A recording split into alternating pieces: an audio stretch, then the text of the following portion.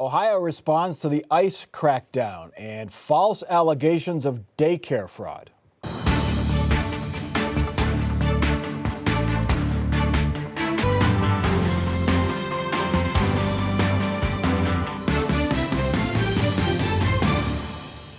Welcome to Columbus on the Record. I'm Mike Thompson. The week before Christmas, out-of-town ICE agents and border control officers arrived in the Columbus area and launched a major effort to arrest undocumented immigrants. Agents say they arrested 280 people, some of whom authorities say had more serious criminal records. The arrest got a lot of attention, but did not spark the widespread protest and intense protests we saw in, say, Chicago, and no one was hurt. Unlike what happened in Minneapolis this week. That's when an ICE agent shot and killed a woman driving her SUV near an immigration enforcement activity. The officer shot the woman as she tried to drive away. The two sides in our divided country saw that same video very differently. I can believe that her death is a tragedy while also recognizing that it's a tragedy of her own making and a tragedy of the far left who has marshaled an entire movement, a lunatic fringe against our law enforcement officers. It feels to me like we're at one of those inflection points, that simply asking our government to give us accountability, listen to local leaders, ratchet down the rhetoric, let people feel safe in their person,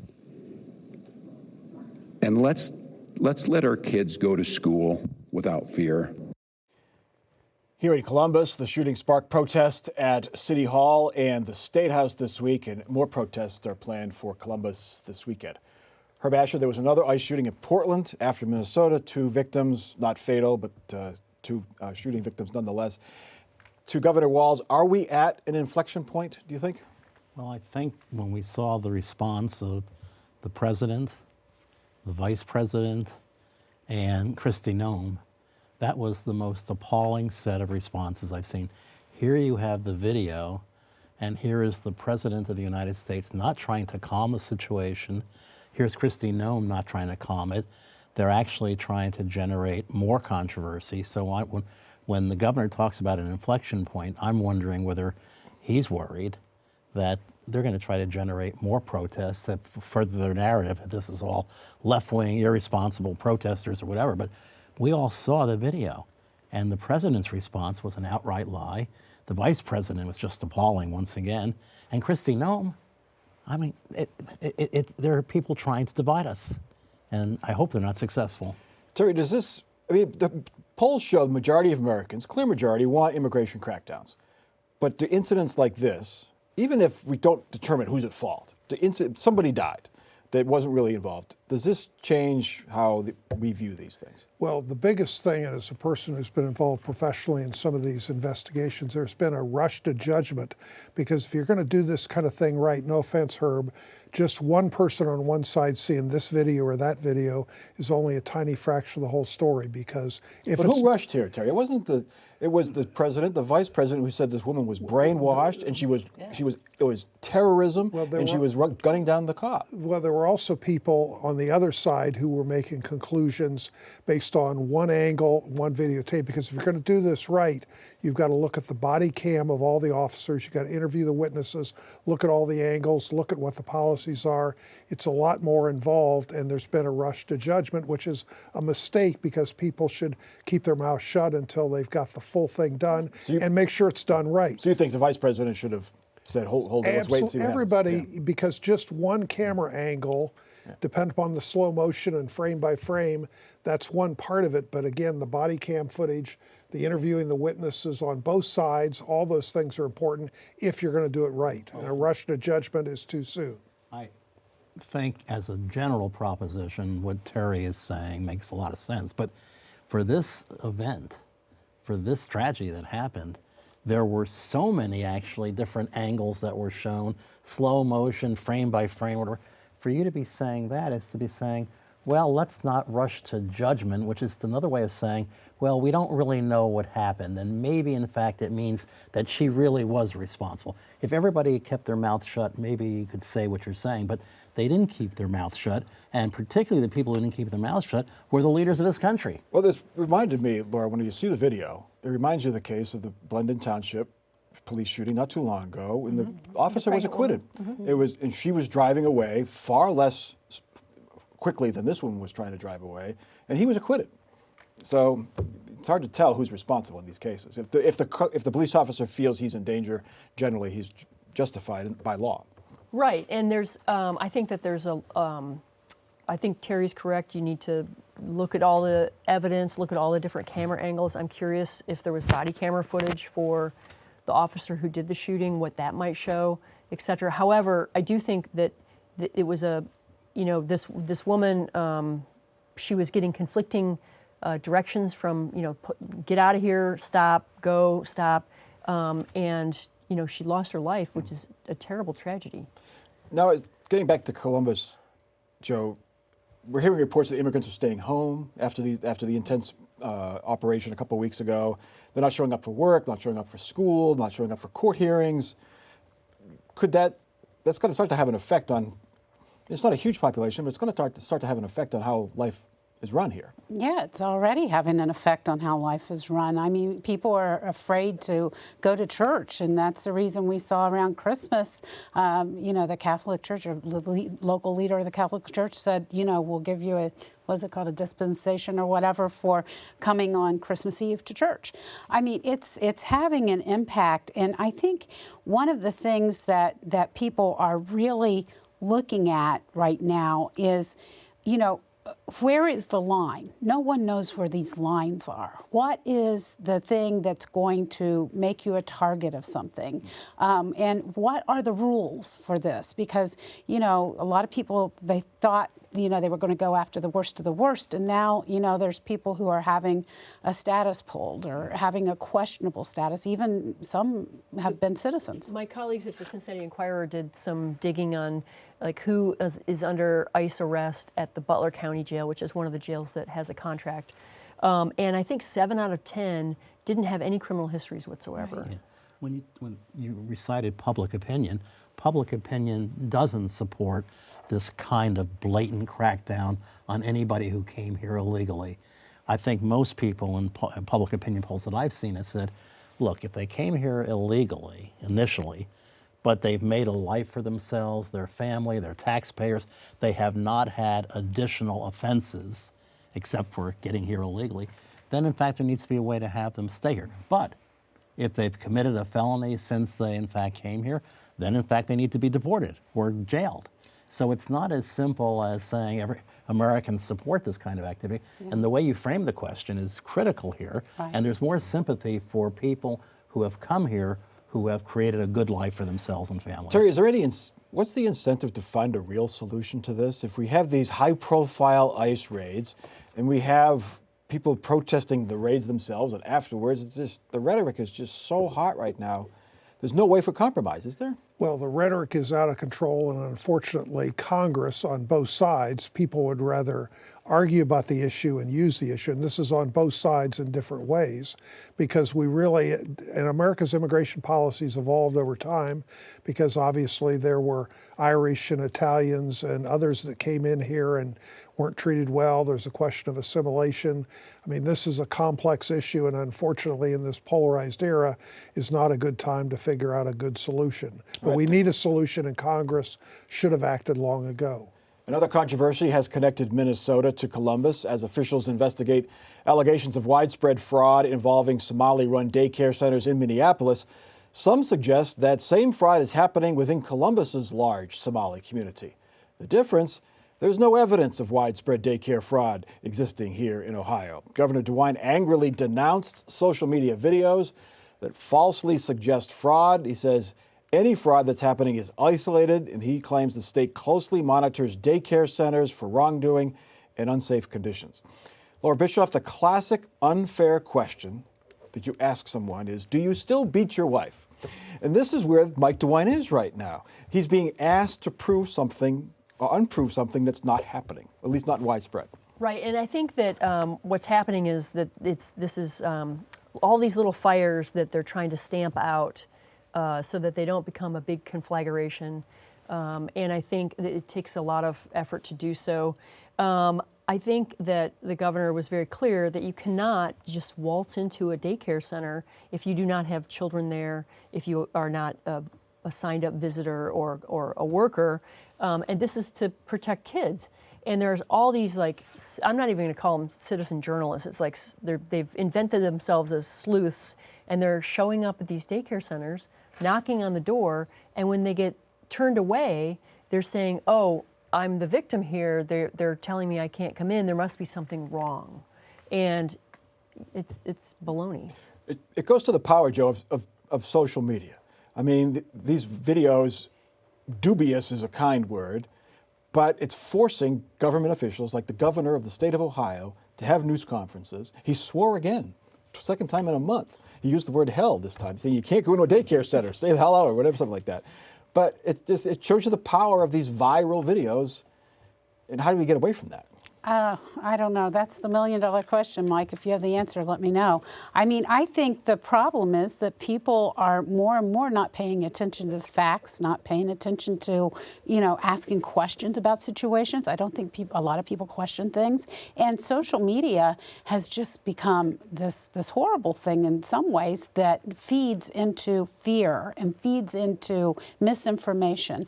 And then people act on that. And I think all those videos, it's clickbait in many cases, and it's feeding into something that's really not there, as you pointed out, and it's prompting a lot of problems. I want to point out, fraud does happen in these large government programs. There's just no doubt about that. That's true. And I think that the government does take steps to prevent, to detect, to investigate, to prosecute fraud.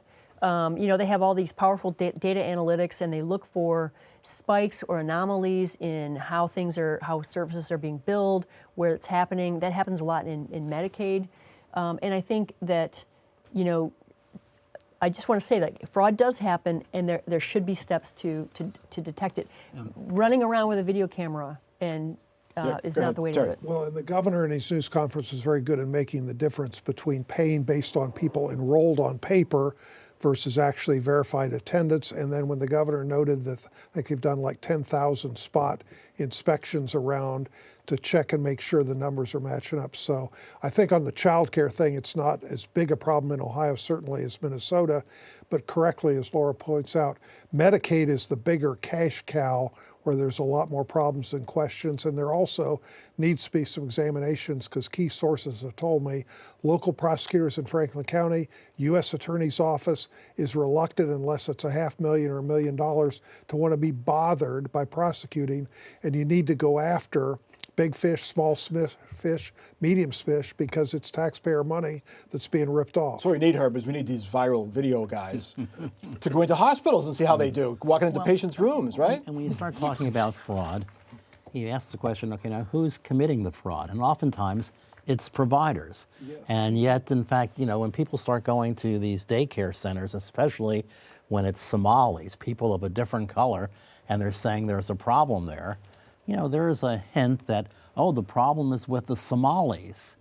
And that's, at times, to me, approaches a very racist approach or whatever. So the question becomes, what do we do in those cases when you have, as Laura said, you have large programs? If even you had 2% or 3% fraud, those numbers will look huge, and the number of cases will look huge. So how do you address that? Ideally, Ohio has in place, and we have, besides the governor's office, we have an auditor, we have an independently elected attorney general. Ideally, the feds have their people.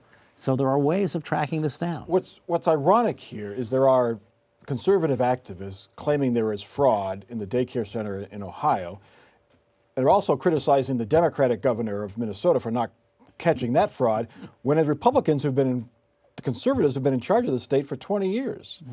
So Mike DeWine can't win, because either, Well, it's there, and it's good that people are asking those questions, and the scrutiny is there, and I think that isn't all bad, but it's important to sort out where, and Herb makes a great point, a lot of these providers, and some of this, when you look at nursing home laws in Ohio, and you dig into the details there, you'll understand they've legislated interesting ways to be creative to enhance their payment things. I won't go into more details, but there's a lot of questions, and we're talking not millions, but billions of dollars. So 2, 3, 5% adds up to real money. And we should also point out that there is fraud in the private sector as well. It happens every once in a while. Anyway, Amy Acton and Vivek Ramaswamy are basically State House outsiders, so it makes sense the candidates for governor both chose running mates that are more deeply embedded in Ohio politics. This week, Republican Vivek Ramaswamy chose Ohio Senate President Rob McCauley as his lieutenant governor candidate. Democrat Amy Acton selected David Pepper, former Ohio Democratic Party chair and former candidate for Attorney General. Joe Ingles, there's a solid candidates. Not really much. They're going to generate some criticism, of course, by the partisans on the opposite side, but these are logical choices. Yeah, both choices seem to fulfill some needs in those campaigns. You know, you look at Rob McCauley, he knows the legislature. He knows how to get legislation through. That's something that Vivek doesn't have experience doing. He hasn't been in a role where he's going to need the legislature. If you look at Amy Acton, you know, David Pepper has he's raised a lot of money in his lifetime. He understands the system. He understands the legislature. He knows campaigning. He's got a lot of different things that add to her ability to get her job done. So the thing is, I think the campaigns have made decisions to put people in strategic places, and we'll see how it turns out. I look at the style, Laura. David Pepper's, you know, he's pretty vigorous, pretty aggressive politician. Amy Acton, more reserved.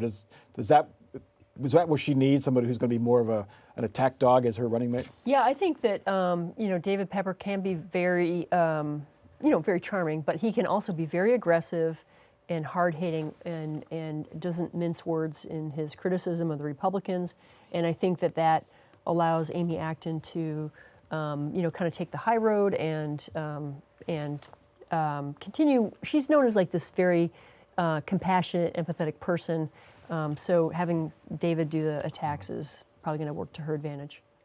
Terry, does it matter who the lieutenant governor pick for the election? Governing's a different story, but during the election, does it really matter? Not really. I mean, unless you pick somebody who's a dud or something that explodes, but each one satisfies things because Rob McCauley helps send a message from northwestern Ohio and rural and medium-sized towns. He understands more of that part of Ohio rather than just being a 3C guy where that's all that's important. So he satisfies some things. David Pepper will definitely help in raising money, which clearly, as the reports come out, she needs to raise a lot of money. David Pepper knows how to dial for dollars, and he is a bright guy. But there's one guy, Mike DeWine, when the announcement came out of it being David Pepper, he never forgot in 2014 when David Pepper ran against him for AG and was extremely nasty and negative in his attacks, and then DeWine blew him out by 23 points.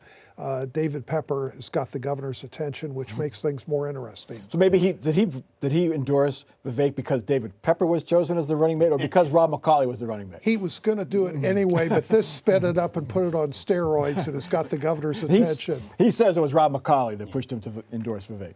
But Joe's point about Rob, it really goes to the governing, because I think one of the dangers for Vivek is, should he get elected, he's a very arrogant, very knowledgeable. He's smarter than everybody. And those kinds of people can forget that there's a legislature.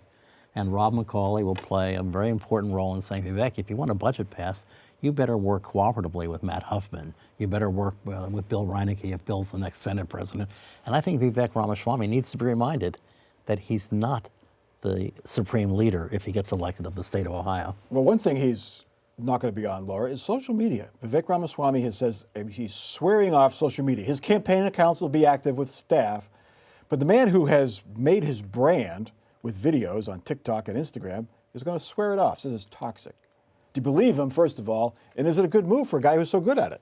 Well, I think he's taking a break. I don't know how long it's going to last, and he can still have his campaign post for him. I think that he, you know, what he said was it's unhealthy, and it's a distraction, and I don't want to spend my time doing that. Honestly, it's kind of a break that we should all take at times. You know, and I also think that X is a particularly nasty place, and there's been a lot of very racist comments directed at him.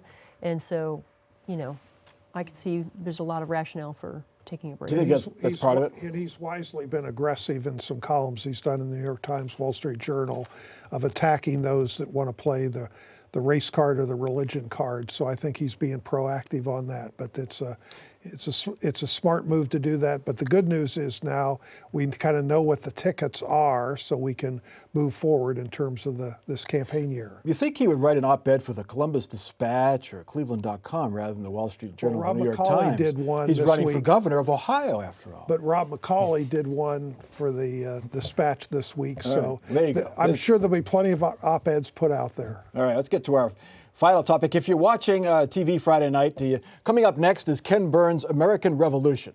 It, of course, tells the tale of the struggle that gave birth to America 250 years ago. You know, it's incredible to think that this fine republic managed to thrive for 230 years before this show went on the air. That's right. Columbus on the Record this week celebrates its 20th anniversary. We went on the air January 13th, 2006. Here's what it looked like. Senator Mike DeWine strongly defends Judge Alito. Deborah Price copes with a shakeup in the GOP House leadership. The State Board of Ed keeps science rules. And Stephanie Hightower says goodbye to the Columbus School Board. These topics and more this week on Columbus on the Record. Where am I going? I want to find my tie. Anyway, Terry Casey and Herb Asher were both on that very first show. Look at these guys. Laura Bischoff and Joe Ingles. We don't have images of them, but they joined our pool of panelists soon after. We have done this show at the Fawcett Center, COSI, back to the Fawcett Center. We did it on Zoom during COVID, and then we landed here in our new studios. But for some 1,000 episodes, we have tried to bring you civil conversation of what's happening in Ohio politics. Terry Casey, why are you still here? Well, there's lots of people that ask that question, and I did have a loyal viewer who said, and I wish you another 20 years, and with all due respect to Herb, I'm not sure the two of us can make it another 20 years, or you'll have to add a big budget item for added makeup to be put on with trowels to cover us up. Big budget and Columbus on the Record, the two things that never go together. Herb, looking at the politics, I mean, 2006, Bob Taft was governor, Ted Strickland was starting to run his then successful run for governor. Samuel Alito was just a nominee for the Ohio Supreme Court, as we heard. What's changed? What's remained the same in Ohio politics? Well, certainly the state has become even more Republican and more conservative, but and probably also I would say that in general, but certainly in Ohio, and I'll use the word corruption and ethics are under greater challenge, and not just House Bill 6, but so I think there are things there, but there's some interesting similarities. Let's get to some memories. Joe, what are your memories of this show? You've been on since like year two. Yeah, you know, it's the people who have been around this table. There have been some of the best people around this table, and you know, Sam Gresham, former kamikaze, you know, he was around here a lot, and one of my best memories is we would sit here, and you know, they would get level on our microphones, and Sam used to have this little ditty that he said about Papa dying and Mama crying, and it was just funny. Every time he did that, I laughed. Yeah. Laura? Yeah, when I first started on this show, I remember having like stage fright a little bit, just because it's like a little daunting. Mm-hmm. And then, you know, by the time we were doing it by Zoom, it was, you know, just not a big deal. It's become a comfortable place. Those are some weird days. Part of the fun is the people you're working with, both on camera and off camera, what you learn and get to realize the folks. But it's also when people greet you, well, I saw you on TV, and the good news is in many cases I fooled them because they think I know what I'm talking about. So those are but it's nice to get the feedback from folks and to be able to go in depth and detail on things rather than just a one sentence or a two sentence or a name calling exercise. I just want to say thank you to my former boss, Brent Davis, who helped me launch this show 20 years ago. And thank you to these panelists. These guys do not get paid. In fact, we make them pay for parking now. They do not get paid, but they come here every week and bring their A game. And we don't have rules, but everyone's civil and everyone understands the thrust of the show. And we really want to thank them. Yes, we do. No phones. One of the rules is act like you're interested. You have to look interested when other people are talking.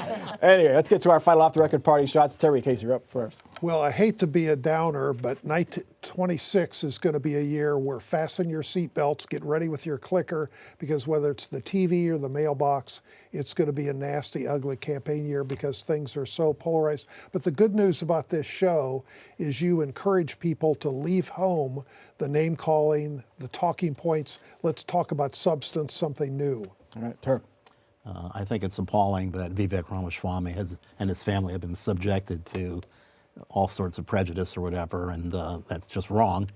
But I'll also say that Vivek Ramaswamy made his deals with Trump and Vance, and they are two of the people who are actually most responsible for making the tone in this country worse. Hey, Joe. I want to welcome the people who are in town for the American Baseball Coaches Association convention. This is a huge convention, and it's never come to Columbus, at least not in my lifetime. It has, last time it came to Ohio was 1950, and it's a big convention. A lot of people here. If you see any major baseball people out there this weekend, they might be here for the convention. Laura. Oh, my final thought, Terry was saying he's not sure if he'd make it another 20 years on this show. I'm not going to do another 20 years on this show. I hope to be retired well before that. I won't say when I'm going to retire because I want all of my public records requests fulfilled before that day comes. I just want to end by thanking and remembering some folks on the show who have passed away. Benson Woolman, former ACLU head. Cornell McCleary, WTVN bad boy. Gil Price, longtime publisher. The great Jim Siegel from the Columbus Dispatch, we miss him. And Sam Gresham, Joe mentioned, who passed away just this past summer. We remember them on our 20th anniversary. That is Columbus on the Record for this week. Another thing that has changed over 20 years, you can have a life on Friday night and still watch us. Watch us on YouTube anytime you want, also our website and the PBS app. For our crew and our panel, I'm Mike Thompson. Have a good week.